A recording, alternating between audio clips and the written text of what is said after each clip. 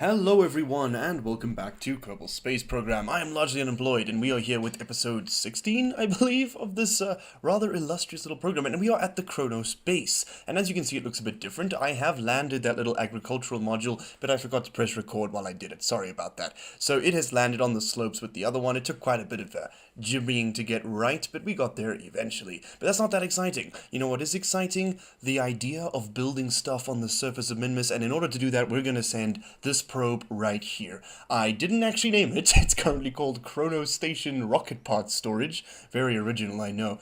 But it is very, very heavy as well. This rocket is essentially just like 4 fuel tanks and 4 engines with about 60 tons of rocket parts strapped on top of it. That's a huge part up there. In fact, all of these parts are technically 4 meters using tweak scale because the 3.75 one just wasn't big enough for this mission profile. So these all be tweaked up and scaled up to work, but it has barely enough delta V to get itself into a stable orbit around Kerbin, let alone land on Minmus, so we need to refuel it. And for that we are going to be using this one right here, which I am calling the Mark II Refueler Drone. Again, excessively innovative with the names. This thing can carry a ludicrous amount of fuel to orbit, though close to 7,000 units, I think, of liquid fuel and oxidizer, so as you know, full set. And it has almost 7,000 meters per second of delta V on its own when it is in orbit. And it uses, of course, the same launch platform as the rocket we just launched before it. It's also piloted with a little engineer up there, and he's useful to link the two craft together, because we know docking ports are kind of janky, but the pipes are just really easy to do if it's not a permanent connection. So, well, yes, it looks a bit stupid. I mean, you can do it a permanent connection, but it looks kind of stupid in space, so we prefer to dock. Oh, and I've also included 2 new mods into the game. We have procedural fuel tanks, which is what's that cone at the top there is made out of, and that lets you sort of set textures, and you can specify the exact dimensions of the parts you want to make, as well as modular rocket parts, both of which I will include links to in the description below. Modular rocket parts adds those little solar panels. You didn't really get a chance to see them, but I will show them off more in later episodes. Anyway, we're going to deorbit this thing and land it as close to the KSP as possible, and I think I overshoot here slightly, actually. And we just move the fuel to the back of the craft just to ensure we get a bit more stability on the way down, and there we go, firing up those engines, deploying the parachutes of various kinds, and deploying those really stubby little landing legs. Aren't they cute? We do need to use the engine, though, just a little bit to slow ourselves down, because we kind of impact a little bit too hard. Anyway, now that we have a truly ludicrous amount of fuel sitting in orbit, instead of using it for practical things, we're going to waste it all and send it to Minmus. That's right, guys, because we're expanding the Chronos base to become a full-blown manufacturing part. So just for a bit of context, the way the extraplanetary rocket parts mod works is you consume rocket parts to construct rockets, and which you then, you build in your various workshops, like the survey station we currently have on Minmus. And that allows you to then deploy the rockets you've constructed on the surface. But it doesn't work too well on slopes, which you will see just now. It's a bit janky, to be honest. Anyway, we drop ourselves into a very circular polar orbit, time warp around until it's time to drop, and then just get ourselves on a trajectory that will meet up with the station. You see, I do sort of plot the trajectory slightly in front of Chronospace, and that is because the Minmus will be rotating as we descend, of course. And we sort of want to try and minimize the difference. And as you can see, I actually get it pretty close. We still come a bit behind the base, so I should have, sort of left my trajectory slightly more in front of it, to be honest. But we do sort of nail it. But now begins the great landing ballet that you guys are used to seeing, because I completely botched this many times.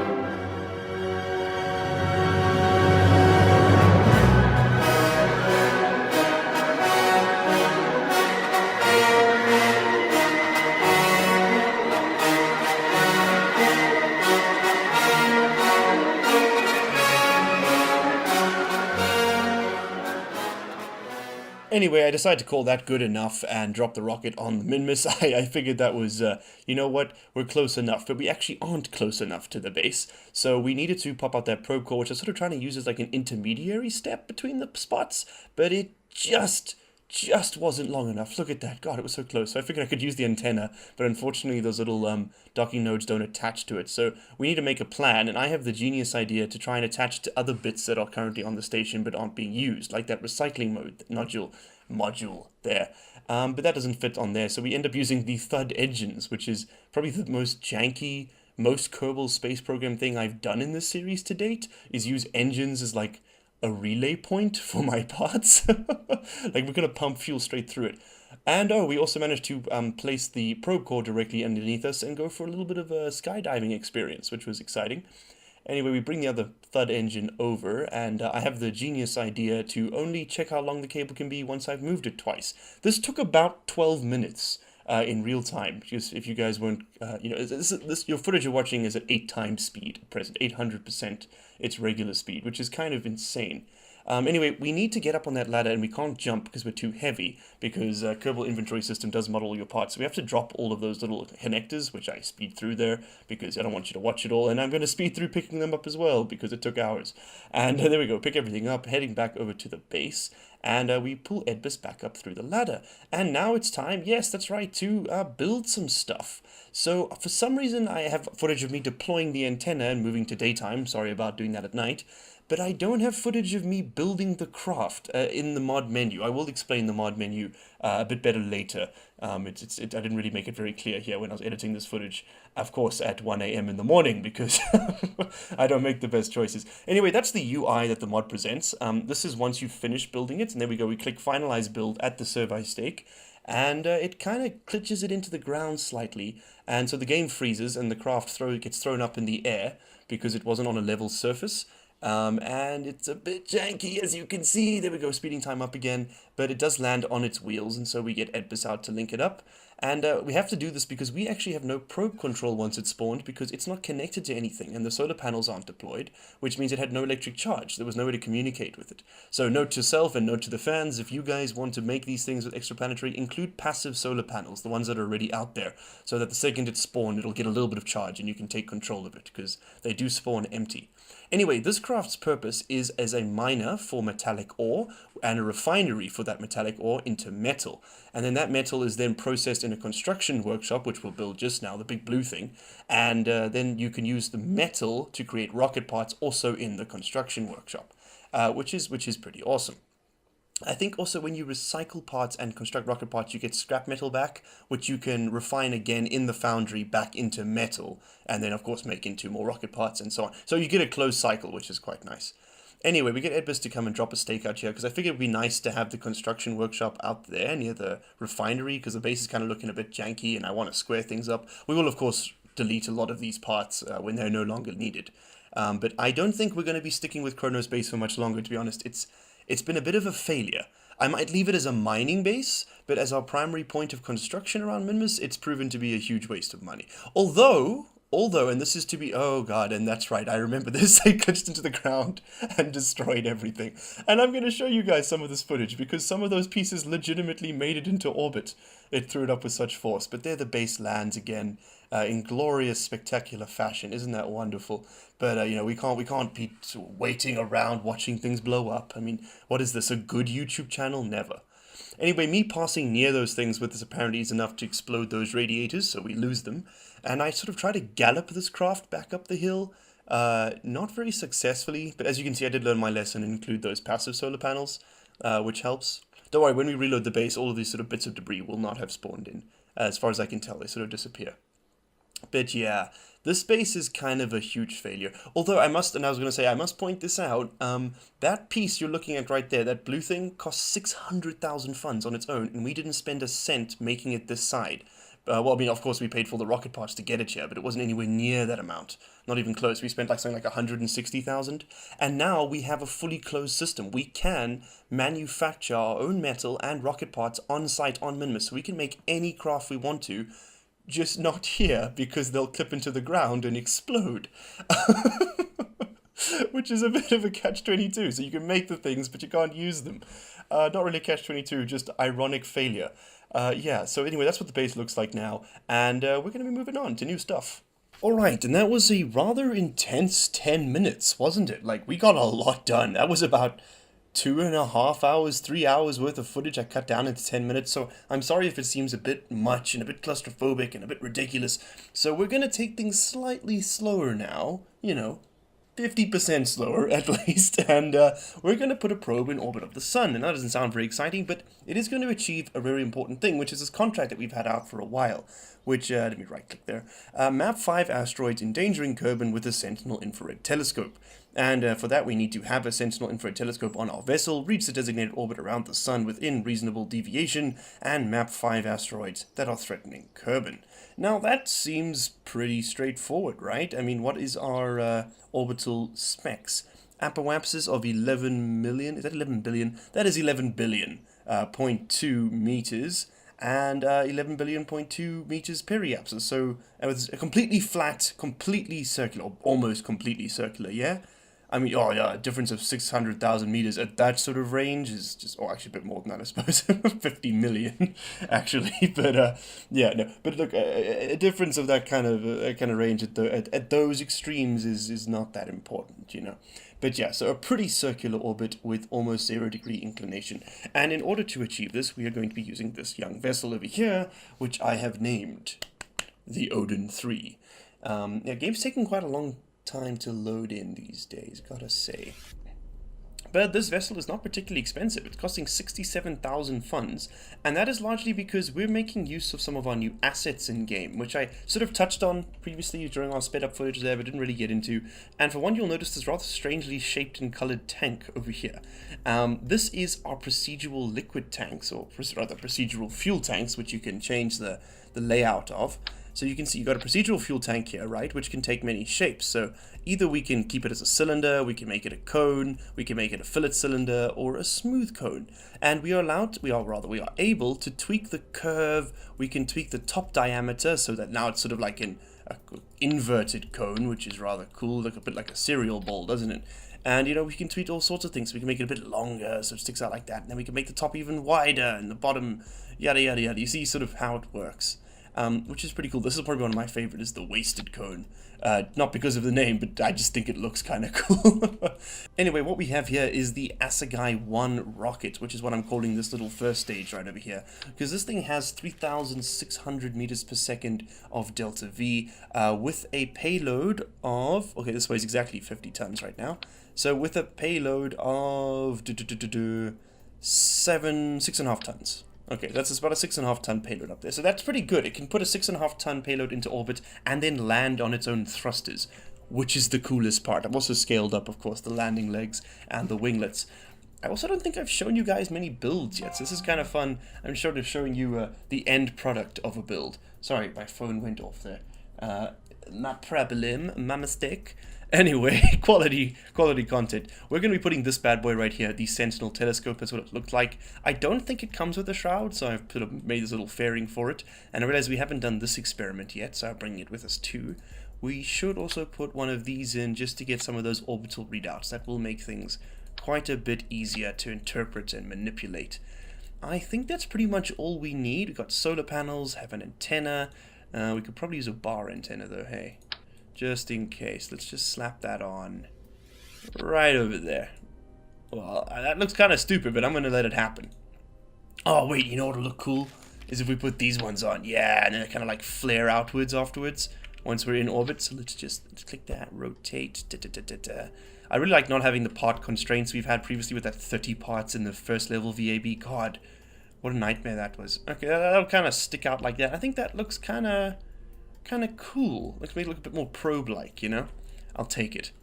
Yeah, so that's pretty much it. So we basically have these procedural fuel tanks, which are very cool. We also have the same for ore and, liquid tank cones, for example, there. I'm not entirely sure what these do, actually. Let's stick one on here. Is this just already in cone shape? Oh, so this is just, it's a cap. So basically the other one, it has you can attach things on top. This is to cap it off. But this does mean we can put fuel in our aerodynamic parts now, which is quite nice. Oh, and you can change the texture of these. They've got quite a few of them, actually. I mean, look at this. Like, there's quite a large number of potential. I mean, there was purple there. Which is, you know, kind of insane. But I like this one. I like the look of this one. It looks pretty simplistic and rockety, doesn't it? So yeah, I think we're going to call that good for now. We are going to also go ahead and redesign that space plane at some point, because now we've got all the space plane expanded parts, you know, like, look at all these fancy little bits and connectors sticking out of everything. I kind of like the look of them, to be honest. But yeah, let's put this thing in its orbit and see how it fares. Let's hit save, hit launch, and make our way down to the launch pad.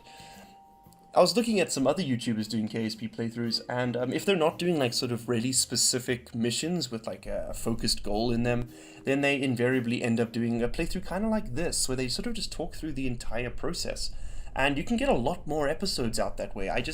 I was kind of hesitant of doing it because of the grand scale of what we're going for here, you know, putting a Kerbal on everything, especially in the beginning. Quite a lot of these missions would be sort of routine and tedious, so I have been cutting through a lot of them, especially the tourist missions, as you guys know. But now I'm just babbling for nothing, you know, just because, why the hell not? Anyway, throttled up, ready.sas. Let's also I just realized this, that fairing is on its own stage, which it shouldn't be. Okay, cool, and our goal, right, is going to be to land this thing right back on the launch pad. I've included parachutes. They're not enough to land it fully. We will need some fuel to do so, and I think we can do it. Anyway, since we don't have to target anything, we're just gonna go straight on up. Oh, Lord. I don't think I have thrust-to-weight ratio for this. I have a thrust-to-weight ratio of exactly 1 at launch. I didn't see that. I think we either need a bigger engine or more fuel, and I didn't quick save. Shit. Oh well, you know what? We're gonna go for it. So much for landing this stage. But yeah, the whole point of this procedural fuel tanks is that they're really, really cheap compared to the other ones. And also, you know, only having 2 parts and achieving a certain profile does reduce your part count. Not by much, you know, but enough to make it worthwhile. Like, I mean, both this stage and the upper stage only use 1 fuel tank, so I haven't used the procedural parts there, because the fuel tanks included are, you know, they're enough, they're fine. But yeah, it would definitely be cool to make more rockets with these ones. I think they provide a lot more versatility. Yeah, which would be awesome to experiment with. Anywho, we need to begin our gravity turn at some point soon. I'm just not really going fast enough. I'm kind of worried if I start turning over, we're just going to flip. But if we don't get outside the atmosphere before we have to fire up that nuclear engine, this thing is just going to crash into the ground. And that won't be much good, will it? So hopefully, as we burn off some of that fuel, yeah, we go. We're gaining a bit more of that thrust-to-weight ratio, which is fantastic. We can sort of start that turn now. Just sort of beginning to tilt over slightly. We're only at 4 kilometers up. Not that much. I'm already halfway through our fuel, though, which isn't fantastic. We still do have 2,000 meters per second, so we're not going to be able to make it into orbit with this first stage. This is not an SSDO like I'd hoped. But, you know, I think if we added another stage in here, perhaps... not another stage, rather, but perhaps another fuel tank, or just extend this one. I mean, that's the beauty of procedural parts, isn't it? Now, we can probably extend this one up a bit, and I think that would give us just a little bit more delta V, because I mean, I think we're going to have to put a bigger engine on it too, because, you know, we will need to be considerate of such things. Thrust-to-weight ratio here is what actually screwed us. We definitely have the delta V to make it in orbit, just not the thrust. But yeah, you guys know that. So, have you guys seen the announcement SpaceX just made? I'm pretty hyped about it. They have confirmed. I mean, they spoke about it before, but now it is confirmed they are absolutely going to be sending 2 tourists, 2 billionaires apparently, around the moon at the end of next year, which is unbelievably cool, guys. We have not been to the moon since the 60s, not on a manned flight anyway. So this is a much needed boon for space travel. It's been a pretty stagnant half a century. So it's pretty cool to see some interest in the private sector pushing things forward, because the government's kind of let it go. I mean, the ESA is doing a little bit around there. The Japanese space agency just sent their lunar impactor that side, I think. Or was it a lander? I can't remember. But they've got a probe going out that way, but it's not really, you know, it's not a manned mission. Like, this is an Apollo, so it's not that great after all, but, you know. And for those of you who think that we didn't land on the moon, well, I say this to you, sir. I say the Earth is flat, and you have no argument. Yeah, that's right. Those are 2 contradictory points, and you don't know what's going on now, do you? Well, that's how I want to keep it. Okay, let's get rid of that fairing and expose our extremely aerodynamic parts up here. I mean, look at that thing. Isn't it just streamlined as hell? Gorgeous. gorgeous, I tell you. Let's also pop out our solar panels and extend those antennae. Not that they are any way needed, they're just aesthetic. Okay, let's pop these out. We have about 10Ks to go before we need to complete our turn. I really should have started this turn earlier, but I just didn't really have the thrust to risk it. You know, I felt cautious, guys. I didn't want to risk it, man, you know? I don't want to risk it to get that biscuits. Okay, well, we're just going to lose the stage, whatever. YOLO. It does have a probe core and an antenna, so the stage recovery mod should try and collect it for us, but I don't know if it's going to make it on just those parachutes. Just to be safe, we're going to we're going to arm those parachutes as we ditch it. And goodbye. Let's also turn around and flip this. Oh, the inside of those is the same texture as this. That's kind of fun. Maybe that's where they got the texture from. Okay, and fire up that nuclear stage. There we go. Had to stage twice there. That was kind of weird. But yeah, even with the nuclear engine, this thing has a thrust to weight ratio of 1.24. So it actually gets really good acceleration, which means we can actually, you know, burn at apoapsis and not worry about dropping back into the atmosphere, which is quite nice. Usually when you try and sort of get into orbit with nuclear engines, unless you've got a lot of time to do it, like you've gone really high up, you often end up dipping into the atmosphere a little bit because they just don't have the thrust to push you all the way around, you know, by themselves. You know, let's just sort of time warp through this, I realize, because it's a bit tedious now, you know, we're getting on here a bit. I should really work with more action groups. I keep saying this and I never do it. Start object tracking? Activated on a solar orbit. Okay, cool. Cool, bro. We'll do it for you, man. Yeah, shirtless. Okay, and we have a periapsis. Lovely. We also still have 1,763 meters per second remaining in this thing, and 3,200 left in the craft as a whole, which is pretty awesome. I think that should be enough to achieve this orbit. If it isn't, then it's okay. We'll just send another one up. They're not exactly expensive. Yeah, I didn't expect to have to put ourselves into orbit. That was a bit of a shocker. Okay, so we need to actually go quite low, 15. We need to get to 11, right? That was our... Oh, it might actually be just inside. I think it's actually just outside of Kerbin's sphere of influence. Maybe a bit lower? Let us put our ejection on the other side. There we go. Let's drop down a bit more. A little bit more. 11. What was our periapsis supposed to be? Well, that'll be the apoapsis, right, won't it? So, what's our periapsis going to be? 11,268,000. Okay, so close enough. We need to just go a little bit faster. 755, 528. What are we, 260? Right now, it's a bit too fast. A little bit more. There, that's close enough. 279. We can. 262. That's almost perfect. 269. That is almost perfect. Okay, cool. So let's just line ourselves up. And we'll loop around until we're ready to launch. Coolio. Cool, what the hell am I saying? Coolio, guys. Coolio. Those are the words I was trying to use. Also, after building the Chronos base, it kind of hit me that, you know, not only does it look really shit, but it's also really impractical. Like, why am I trying to launch things from Minmus? Like, what was my plan there? You know, I mean, I get it's on the edge of the system, so it's easier to get into orbit and get out, but you just have to get into orbit. What would make a lot more sense would be to mine and manufacture the rocket parts on the surface of Minmus, right? And then have a space station around Minmus that we send the parts up to and manufacture things in. That makes significantly more sense by any standard, really.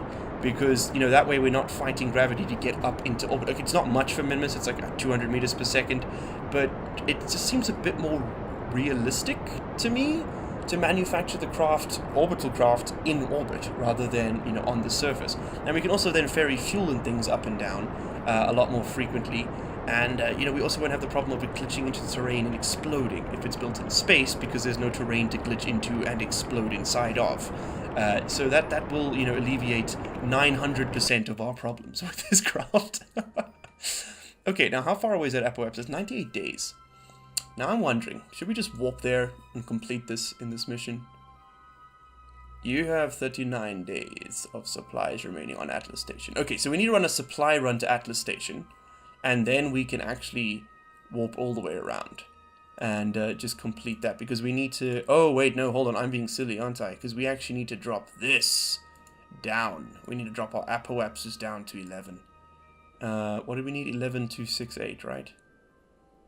Well, it'll become the periapsis then, I guess, but... Yep, I'll flip. 11261. What was the periapsis supposed to be on this thing? 235. 234, close enough. Okay, but that's in 303 days. So how long do we have to complete this contract? Am I actually going to miss it because of this? Active.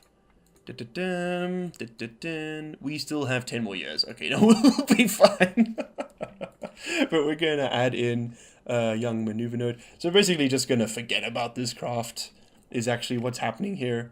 If I'm honest with you guys, yeah, it's just, we're just going to kind of forget about it. So we're just going to add an alarm that will trigger, let's say, 6 hours and 6 hours on the dot before, yeah, we come in. Cool.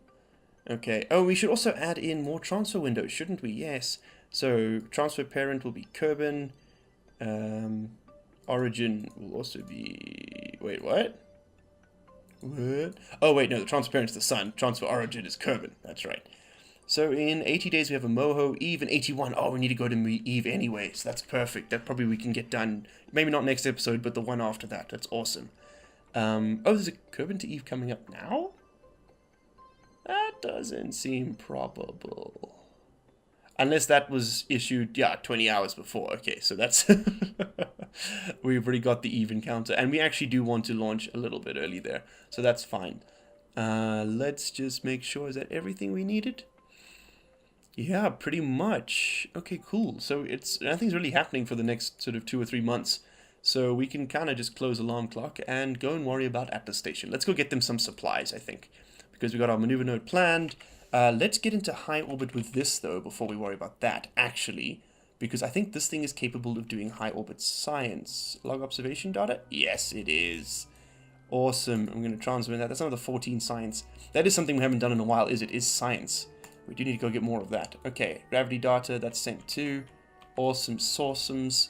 So we have a total of, wow, 121 science at this level. That gets us nothing. I remember when that was a lot. I would have been like, holy shit, man, we got 121 science. We are balling. Okay, let's just zoot straight out. Oh, did we encounter something? No, thankfully the moon was not in the way for a change. Okay, so now we are in orbit of the sun. Let us just, it's been 2 days apparently since I did that. Whoops. Let's log that gravity again.